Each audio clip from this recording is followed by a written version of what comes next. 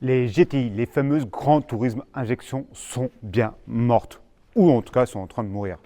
Pourquoi? Parce qu'il y a l'avènement des voitures électriques. Une voiture électrique comme celle-ci. Oui, la Volkswagen ID.5 en version GTX se voulait au départ être la réponse moderne, sans émission, aux fameuses GTI d'antan, compactes, plaisantes, qui vous donnaient la banane quand vous les conduisez. Est-ce que c'est vraiment le cas avec cette GTX?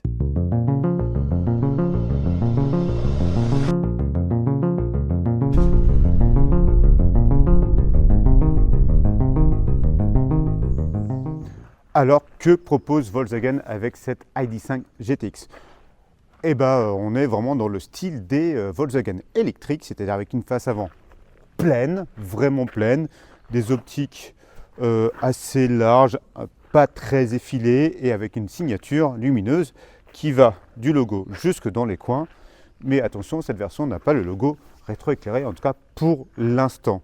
Vous avez, pour se donner un caractère un peu sportif, une entrée d'air à grillage un peu spécifique ici et de faux plaquages noirs brillants pour avoir un espèce de décope d'air pour refroidissement, mais sachez ici que tout est plein et vous avez plutôt une signature lumineuse LED à 3 points.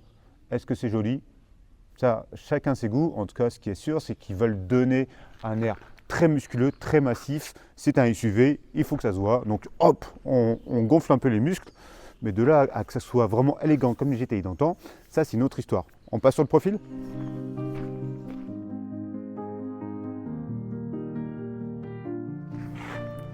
Concernant le profil, Volkswagen n'a pas mis les bouchées doubles. On fait plutôt dans le classique et dans le robuste. C'est-à-dire que vous avez le droit à des panneaux assez lisses. Vous avez juste droit à la ligne de caractère qui commence quasiment au pneu et qui se termine jusqu'au feu et qui se continue même d'ailleurs un petit peu là, juste au-dessus des feux. On a le droit à quoi? On a surtout le droit à des jantes énormes dans ma version de 21 pouces. Noir, c'est gros, hein. Là c'est vraiment du massif. Et juste pour entourer tout ça, vous avez le passage des roues qui intègre un petit plastique et une partie donc en méplat qui lui donne justement de côté une belle prestance. En effet, c'est ça qui fait toute la dynamique, en plus d'une chose évidemment, de cette fameuse ligne de toit plongeante. En effet, on est sur l'ID.5, donc la version SUV coupée. Moi, j'appelle plutôt ça un fastback. Donc la ligne de toit qui est plongeante, qui donne quelque chose de plus sportif, plus élégant. Et en plus, ça a un avantage, c'est que au niveau aérodynamique, c'est un peu plus efficace. Le travail le plus convaincant des stylistes sur l'ID.5 et dans cette version GTX, c'est évidemment la poupe. Ici, là, on a un peu plus de caractère et c'est toujours dans le même esprit qu'un peu comme la face avant, c'est-à-dire que ce sont des panneaux assez simples, sans trop de creusage, d'effets de style un peu particulier. C'est plutôt assez simple, sauf dans le bouclier. Ici, là, vous avez cette partie noire qui va faire en sorte d'asseoir visuellement vraiment le SUV. Et là, ces feux qui sont extrêmement bien travaillés, avec des LED, et d'ailleurs il y a une dynamique super intéressante quand vous l'allumez. Voilà. Et le bandeau rouge donne vraiment de l'assise, ça donne vraiment des épaulements, ça donne vraiment un effet visuel très large. Et tout ça est encore amplifié avec le fameux aileron que vous avez ici derrière. Là, comme vous voyez, c'est en plus d'avoir un aspect aérodynamique, ça va encore asseoir et donner encore un peu plus d'effet horizontal, donc vraiment du muscle. C'est ici qu'on va apprécier le plus, je pense, cette ID.5 et dans cette version GTX. Et dans l'habitacle, là, on passe dans un autre niveau de gamme. On est vraiment sur des prestations premium. On est vraiment très bien accueilli dans cette version GTX. En même temps, tant mieux, vu que c'est le haut de gamme. Et on a le droit à quoi? On a le droit à des sièges baquets sport avec un Alcantara plutôt bien vu. Vous avez le droit à des surpiqûres rouges un peu partout, des liserés qui font vraiment bien les choses. Et vraiment, on est vraiment très bien accueilli dans ces sièges. Et on est plutôt assez bien confortable, bien que ce soit des sièges sport, mais pas des sièges baquets comme on peut s'y attendre. Ça reste du grand tourisme plus qu'autre chose. Et ce qui est le plus intéressant aussi, c'est évidemment le tableau de bord, qui lui est dans une autre configuration, un autre style que bien d'autres véhicules électriques.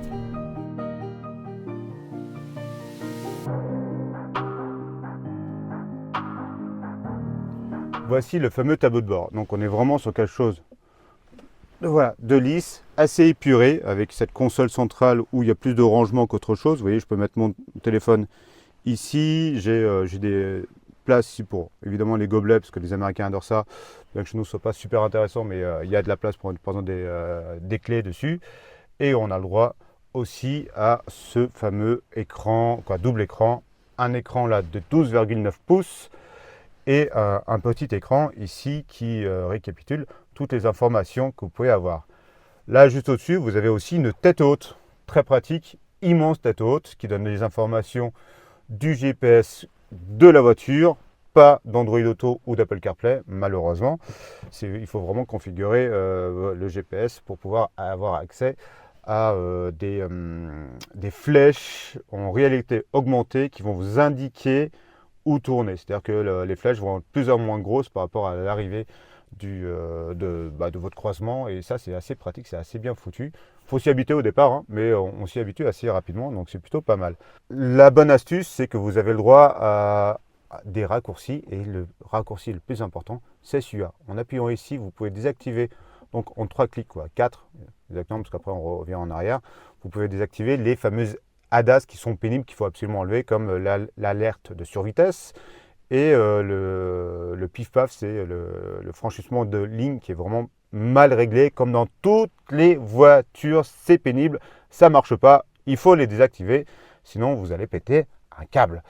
Là, vous avez évidemment toutes les configurations possibles et imaginables de la voiture, vous avez les modes de conduite, éco, confort, sport, traction. Pourquoi? Parce qu'on peut utiliser les 4 roues motrices, et donc les 340 chevaux. Et vous pouvez configurer votre propre voiture comme vous voulez, avec plus ou moins de souple, plus ou moins de puissance, tous ces trucs là, c'est plutôt assez bien vu.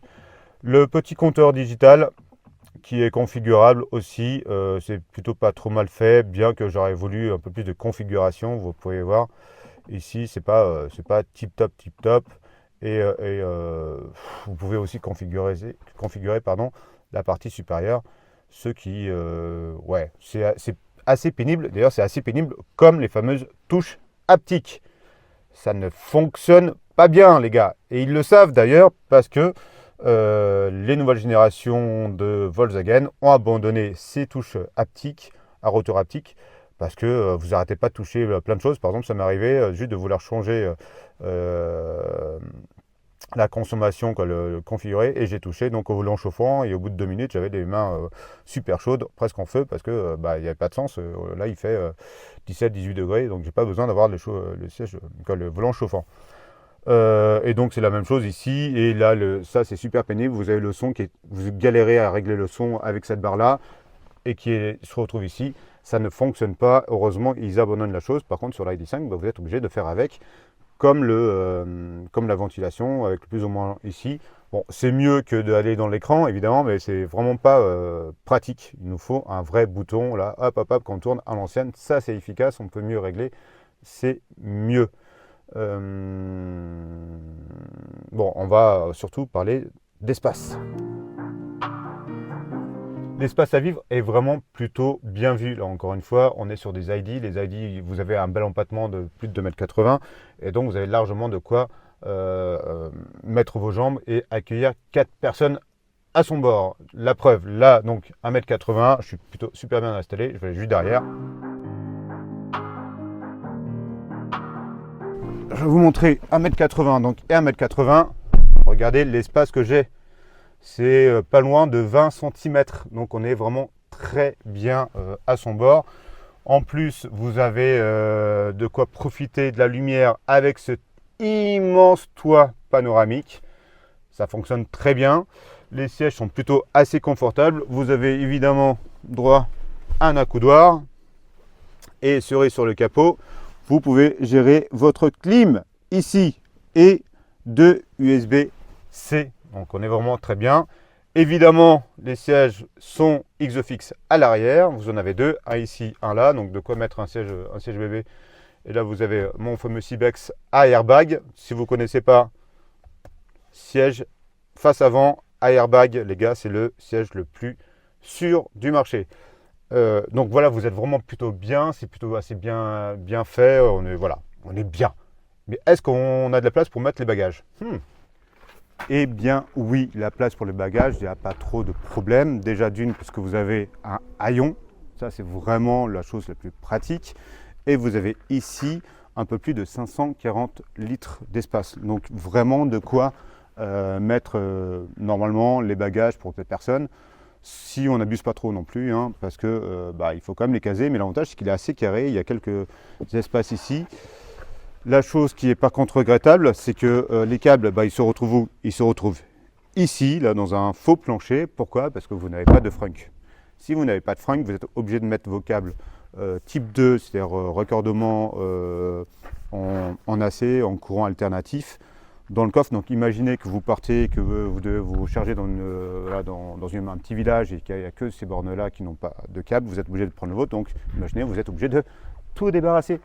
Il faut des frunks, les gars. Les frunks, c'est les coffres à l'avant, les petits coffres à l'avant, comme Tesla ou comme d'autres le font. La I-Pace le fait, d'autres voitures le font, d'autres chinoises le font. Ça vous permet de mettre les petits câbles dedans et de ne pas être embêté si besoin. C'est-à-dire vous pouvez partir faire des courses et recharger. Vous pouvez faire des voyages et recharger dans les bornes publiques. C'est important de faire le frunk et il n'y en a pas. Donc c'est ça l'un de ses défauts.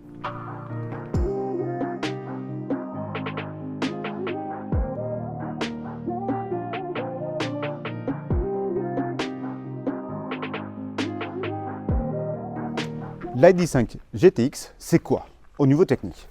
Eh bien, c'est très simple, donc ça reste une ID. Donc vous êtes sur la fameuse plateforme MEB du groupe Volkswagen qui se retrouve un peu partout. Dès que vous avez une Volkswagen, une Skoda et Seat, aujourd'hui vous avez donc cette fameuse plateforme MEB. Qu'est-ce qu'elle a comme spécificité? C'est une plateforme dédiée à l'électrique. Donc vous avez là, entre les trains roulants, une batterie de 77 kWh net utilisable, ce qui lui permet théoriquement d'avoir une autonomie de 545 km, ce qui est déjà une bonne référence. On est vraiment dans le haut du panier, dans la moyenne haute du panier. En plus de cela, comme c'est une GTX, donc une sportive, en réalité plutôt une puissante voiture, et là donc on est toujours sur le fameux SUV coupé, fastback, vous avez un moteur sur le train arrière, un moteur sur le train avant, et l'ensemble fait 340 chevaux. On est vraiment sur des spécificités, en effet, un petit peu sportives comme ça. Et le 0 à 100 est expédié en 5 secondes 4. Vitesse max, par contre, vous n'atteignez même pas les 200 km/h, parce que comme toutes les voitures électriques, plus vous allez vite, et alors plus vous avez la consommation qui pète un câble, et donc les constructeurs brident, donc 180 km/h max. Donc sur Autobahn, les Allemands, ils ne vont pas vraiment surkiffer la voiture, mais c'est largement suffisant pour nous, hein, parce que nous c'est 130, donc il n'y a pas de problème. L'autre chose qui est super intéressante, c'est que vous avez évidemment un couple gargantuesque, camionnesque, puisqu'on est à 545 Nm de couple. C'est gigantesque, et d'ailleurs ça se ressent donc dans les accélérations. Vous avez une force d'arrachage vraiment super impressionnante, et tout ce qui est reprise dès que vous mettez le mode sport, et alors là ça bombarde, il n'y a aucun problème de puissance. Vous mettez tout le monde derrière vous. Si vous mettez une petite pichenette, c'est vraiment là par contre super plaisant. Mais qu'est-ce que ça vaut vraiment sur les routes sinueuses comme à l'époque des GTI?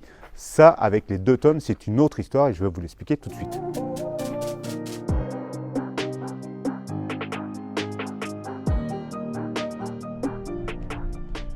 Alors la question du moment, c'est quoi? C'est est-ce qu'on a des sensations de conduite d'une GTI à bord de cette GTX? Évidemment que non, on ne peut pas. Avec un SUV de plus de 2 tonnes, on est très très loin des sensations de conduite de feu les GTI, évidemment. Mais par contre, on a quand même 340 chevaux et surtout 545 Nm de couple. Ça pousse très très fort. Encore une fois, le 0 à 100 en 5 secondes 4, c'est ça qui est le plus proche des GTI d'antan. Même elle fait même mieux qu'une Golf GTI d'il n'y a pas si longtemps que ça. Donc là-dessus, oui, sur les performances, oui. Mais par contre, sur le rendu global, non, on est sur un grand tourisme électrique. D'ailleurs, ça fait aucun bruit à l'intérieur. C'est ultra silencieux.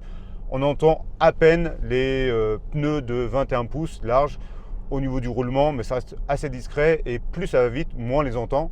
Et il n'y a quasiment pas de bruit aérodynamique. Donc s'il y a une chose qui est intéressante dans ce style, c'est quoi? Ok, c'est pas très beau, mais au moins ça fait pas de bruit à l'intérieur, c'est plutôt assez efficace. Question autonomie, on est sur quoi? Question autonomie, Et ben ça consomme un peu plus que les autres ID non GTX, puisque évidemment il faut alimenter deux moteurs, le moteur avant et le moteur arrière. On est sur une moyenne que là sur notre essai à peu près de 17-18 kWh, et dès qu'on accélère le rythme évidemment un peu plus. Mais en ville, on est capable vraiment, en mettant le mode éco et en jouant l'éco-conduite et surtout la roue libre, on est capable de descendre en dessous des 15 litres, donc c'est pas si mal que ça. Donc globalement, autonomie normée 545 km d'autonomie. Nous, on va plutôt viser les 480-470 dans le mixte. Et évidemment, sur autoroute, on en aura beaucoup moins. Il faut compter 300 entre chaque charge. Ça, c'est déjà pas si mal que ça, parce qu'on va pouvoir recharger assez rapidement. Et d'ailleurs, en parlant de recharge, faisons un petit tour sur une borne.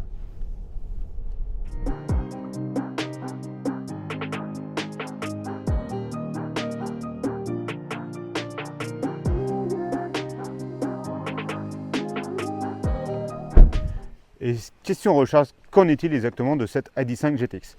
C'est du moyen et du bon. Le moyen, c'est quoi? C'est le courant alternatif. Donc sur les bornes publiques, on va se contenter de seulement 11 kW de puissance. C'est assez dommage, puisque c'est le genre de voiture qui aurait mérité d'être vraiment en haut du panier, donc peut-être avec du 22, comme peuvent l'être certaines voitures du groupe chez Audi, où on a une option chez Mercedes et chez Smart par exemple. C'est vraiment un petit plus qui est vraiment appréciable quand vous êtes limité à des recharges justement dans les petits villages pour faire votre petit voyage, votre petit parcours. Par contre, là où c'est plutôt pas mal, c'est que malgré sa technologie 400 volts, elle est capable d'encaisser en courant continu, donc dans les grosses bornes, 175 kW en puissance de crête, ce qui, bon an mal an, lui permet de se recharger de 10-80 en un peu moins d'une demi-heure. Et là, on est plutôt dans le haut du panier, on est surtout dans le haut du panier du groupe Volkswagen avec ses fameux châssis MEB. Donc ça, c'est pas mal. Autre chose intéressante, c'est qu'elle est accessible en charge plug and play. Donc par exemple sur les bornes Unity, vous n'avez pas besoin de sortir votre carte, comme là je vais devoir le faire. Vous la branchez directement, elle reconnaît votre voiture, elle reconnaît votre moyen de paiement et ça part directement. Donc vous avez juste à la brancher et partir boire un petit café par exemple. Autre chose aussi que j'apprécie, c'est quoi? C'est que la recharge, elle ne se fait pas ici, du mauvais côté, du côté de la route, quand vous garez normalement dans une borne, par exemple dans une ville, elle se fait de l'autre côté, oui, donc du côté trottoir, ce qui fait que votre câble n'est pas obligé de faire le tour de la voiture pour se recharger. Ça, c'est un vrai plus, et ça, j'apprécie. Mais la question, elle n'est pas là, parce qu'une GTI, elle se rechargeait à la pompe en 3 minutes. Est-ce que ça vaut vraiment le coup de passer une GTX, alors si on a une GTI, et est-ce que c'est la ligne héritière des GTI? Ça, il faut attendre la conclusion. Alors, que faut-il retenir sur cette fameuse ID.5 GTX? Évidemment, on est très loin des fameuses compacts GTI, et surtout de la Golf GTI, qu'elle est censée remplacer. Ceci dit, ça reste un très bon véhicule électrique. C'est vraiment plaisant à conduire, il y a vraiment de la puissance à tous les étages, 340 chevaux, c'est juste top. Et en plus, vu qu'on est en traction intégrale, ça peut servir par exemple pour la montagne ou d'autres endroits, c'est vraiment plutôt bien fait. La consommation reste entre guillemets raisonnable, on est dans une bonne moyenne, on n'est pas vraiment sur quelque chose aussi efficient que peuvent l'être d'autres véhicules électriques, mais on est plutôt pas mal et l'autonomie, donc pas loin des 500 km, est normalement largement suffisante. Autre point fort, c'est que sa batterie est capable de recharger assez vite grâce à ses pics de 175. Donc il faudra en moyenne 30 minutes sur un superchargeur pour la recharger. On est là aussi dans une bonne moyenne. Le problème de cette voiture, c'est quoi? Ça va être forcément son prix. À 60 000 €, c'est pas donné à tout le monde. Et en plus, donc, il n'y a pas de bonus, il n'y a pas de quoi que ce soit, il n'y a pas d'aide. 60 000 € pour ce véhicule-là, et ça commence à douiller un peu quand même. C'est peut-être là le gros problème, parce que les GTI de l'époque étaient plutôt accessibles. Ça ne l'est pas. Non. Et c'est peut-être ça son plus gros défaut, c'est qu'elle n'est pas accessible. Même pour monsieur tout le monde, elle n'est pas accessible. Non, elle n'est pas accessible. Qu'est-ce que vous voulez?